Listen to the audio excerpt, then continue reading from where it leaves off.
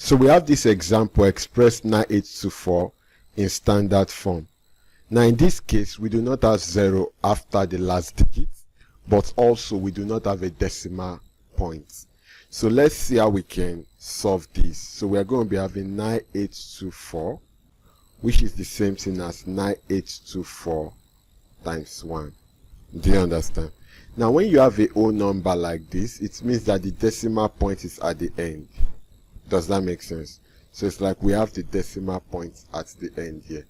Now remember, a must be between 1 and 9.999. Does that make sense?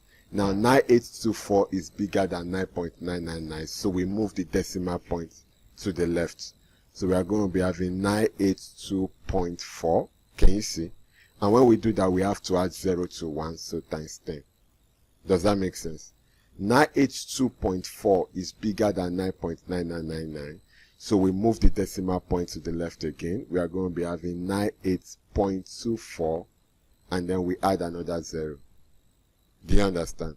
98.24 is greater than 9.9999, so we have to move the decimal point one more time. We'll be having 9.824, and then we add another 0, so times 1000. Does that make sense? Now 9.824 is between 1 and 9.9999.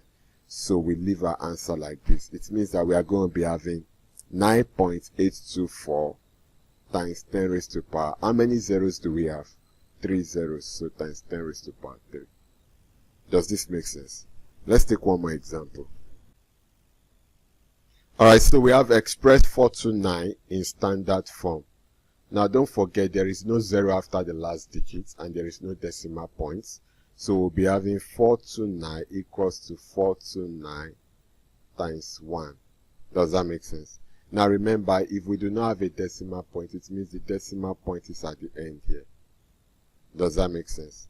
Now a must be between 1 and 9.999. Now in this case, we have 429, which is bigger than 9.999. So we need to move the decimal points once. We are going to be having 42.9. And then by moving the decimal points, we add 0 to 1. Do you understand? So we have 42.9 times 10. Now 42.9 is greater than 9.9999. So we have to move the decimal points again. We are going to be having 4.29.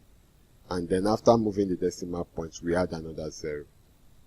Does this make sense? Now 4.29 is between 1 and 9.999. So we stop here. It then means we are going to be having 4.29 times 10 raised to power. How many zeros do we have? 2 zeros. And this here is our answer.